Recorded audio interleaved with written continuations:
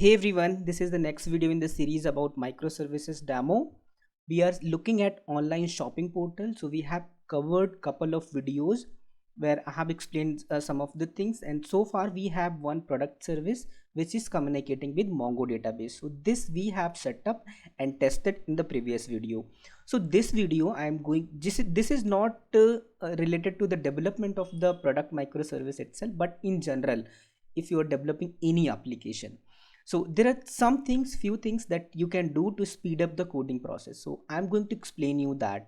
So first I'm going to explain you about the CODOTA, which is a plugin that we can use to auto complete some part of the code. So let me show you that. So this is the IntelliJ that I'm using. So I'm going to explain you how to use CODOTA in this IDE. If you are using Eclipse, you can use that as well. So come here and go to the setting part, and here see the plugin section. You can find it here, otherwise you can search it here, and come here and search for CODOTA. Okay, CODOTA, this plugin I was talking about. So this is already installed on my IDE, that is why it is saying installed. So you can see all the information about it, and this is the plugin home page that you can see, and you can see the official website of the CODOTA as well.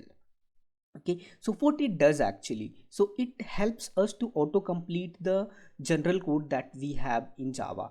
Okay, so I have installed it, and when you first time install it, you just have to restart your IDE and it will be enabled automatically. Next thing, so if you see this IDE, when plugin is installed, you can see this option here, you can see this option directly here, and anyway you can directly navigate here. You can see the snippets part here, you can search it directly from here. Let me show you the practical thing that it does here. So this is the product controller, and coming to here product service. For example, I want to write some logic here. So let's say coming to this method here, this is the just dummy code that I'm using here. So list, first thing that you are seeing here with this icon, it is coming from CODOTA. So it is showing you the proper percentage that how it is being used in Java util 95%. This is showing that most obvious and most frequently used thing what that you can use. So this is Java util, that is what I need. The moment I press this one, a diamond operator here, I can see the options that I can find that what to write here. I just have to select it, right? And when navigating to list here, naming it here, give it some name, and when you press equal, the moment you press equal, you can see the new array list and this option as well, get relevant example for list. If you click on this one, you can see that example here as well, how to use this one, very detailed example. So usually when we have to do all such things, we have to go to Google and search all these things, the best examples and all those things. So you can see lots of example here, right? And you can take this example directly from this here to this place at your coding place here. So if I wanted this new array list, so I just want this one, so I'm just using this one. So if I want to do some operation with this one, so it is also showing me list.add string for each. You just have to see this icon, CODOTA icon here, so it is going to recommend you. So this is the very simple example that I'm showing you, because our code doesn't have that much logic here, but it helps a lot when you are writing it. So I'll show you in the subsequent videos, because I'm using this one, so I'll point out where it is helping me. So that's all about the CODOTA that we can use here, right? Now coming to the next point, let me show you this product. So this is the DTO here, right? And for what job it is doing, product, it is just holding this data, all these data that we have, and other thing, get currency, set currency, all these things, getter and setter, all these lines of codes that are there. So we are not doing anything specific, they are just getter and setter to hold the data of the object, right? So these are couple of lines which are making things not very readable. If I have this information only, I can say that this product class is there and it is holding all these data, that's it. So what we call these things, we say that these are the boilerplate code that we can remove or something. Is there any option that we can remove it or not? But I have to go this way. This is how Java works here, right? So there are some libraries that can help us to generate this at runtime. In Java file, there are no getter and setter. They are just few annotations that we can use. But when they are being converted from Java to .class, the purpose of those annotations will be to add these getter setter construction and constructor and other functionalities that we need. In these cases, we get to know about Lombok. Lombok is something that can help us a lot in. So as explained in the previous video, I have yet another video that I showed you in the previous video. If you want to get the deep knowledge about Lombok, you can go to the channel and search for that. So let me explain you how we can use this one. So coming to the build.gradle here, so I have to add one dependency for Lombok here to add that library into this one. So coming to this place here, so close this, and I do not need this, add dependency and search for Lombok. So Spring Boot gives support for that. So if I explore this option, I can get this.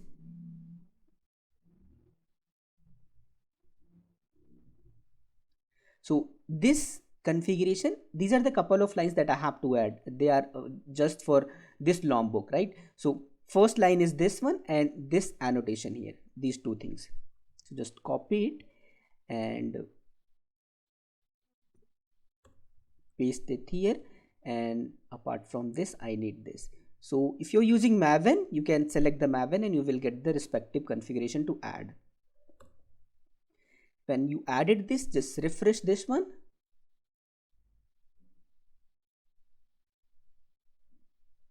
Yeah, it is completed now. So Lombok dependency is added into the system. Now come here. So what I'm going to do here, I'm just going to remove this part here.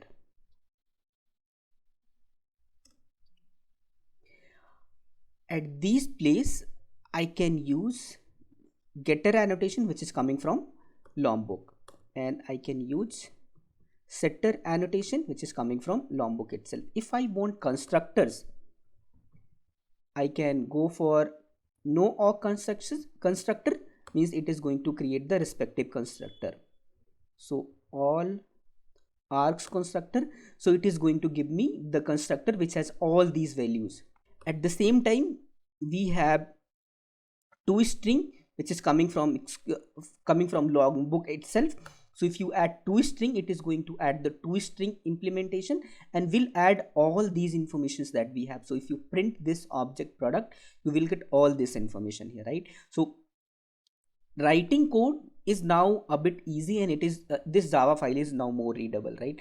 And I know by adding these annotation, when the class file will be generated out of this, irrespective things that we have added, these annotations will be removed and we will get the respective detail in the .class file. But we are not reading the .class file, we are reading the .java files. That is why it is going to help us a lot. And there is one also annotation here, data, that is coming from the Lombok. If you see the information about data here, generates getter for all fields, useful toString method and hash code and equals implementation that checks all non-transient fields. We also generate setters for all non-final fields, right? So it is equivalent to getter, setter, required or constructed, toString, equals and hash code. So this single annotation is going to do the job of this one, toString.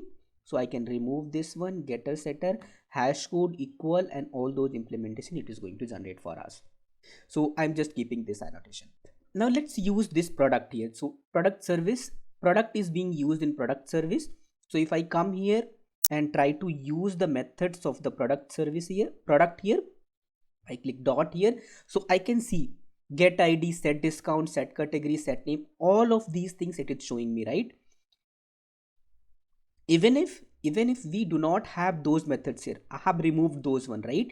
Still it is showing me all those things because that is coming from these annotations, right?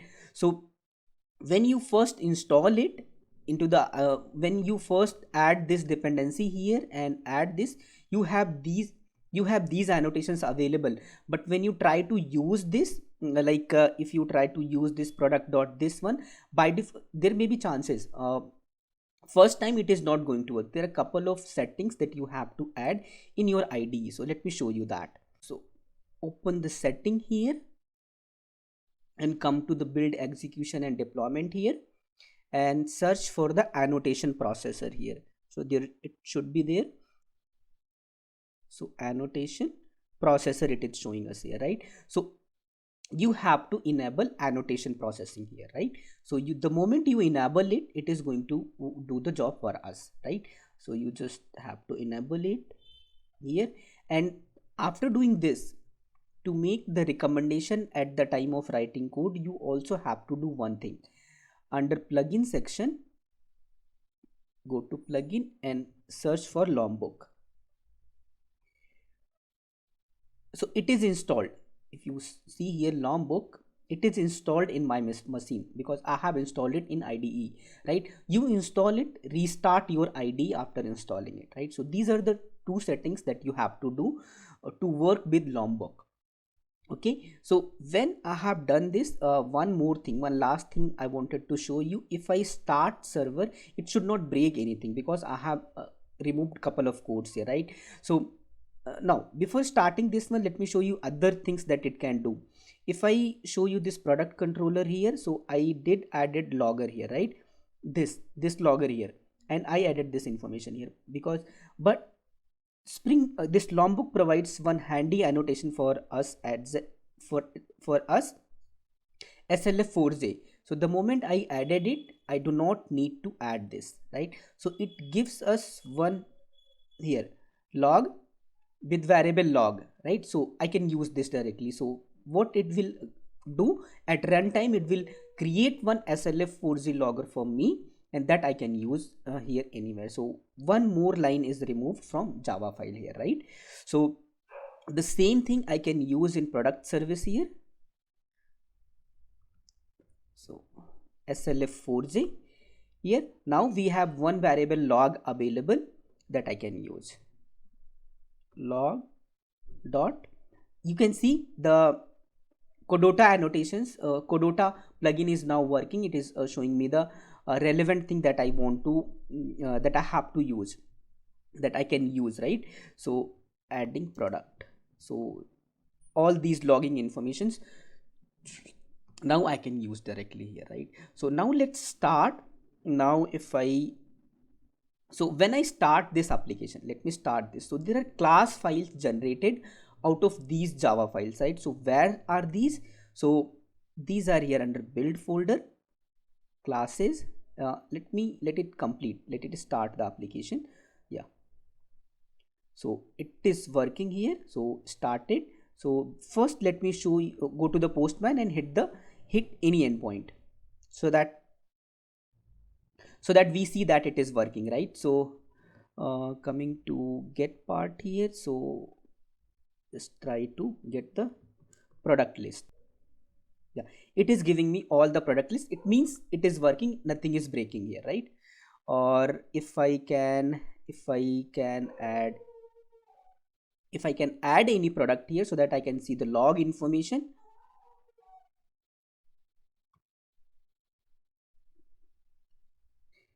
This created. If I show you this here, so the logging information is also adding product added, status success, it is showing us, right? So now let me show you the class file that it has, respective class file. Class is Java main. Under this we have this controller, product controller class, right? So you compare this product controller, we have this SLF4J annotation, but under product controller we do not have that annotation because that was removed, and instead of that we got this log entry here, product controller dot class, that we did added manually in the previous before adding Lombok here, right? So it was not there. Now come to DTO here and product dot class, there is no annotation here, right? That related to Lombok. But when you come down, you can see the no or constructor, all are constructor, all the getter and setters available here, equals implementation here, including all the ID, all the field details that were there. So very detailed implementation it is there, so which is provided by Lombok, right?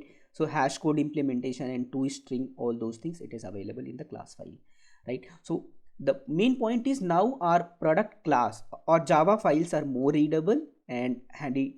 It is easy to write the things now. And now coming to this DTO, under product we change things, but under category we have not added things, right? So we can do that as well. So we can add data. So whatever needed you can add the, because we just need the getter and setter, so we can add that as well. So do not need to add the setter, because that is also going to add the hash code and equals and all those things, right?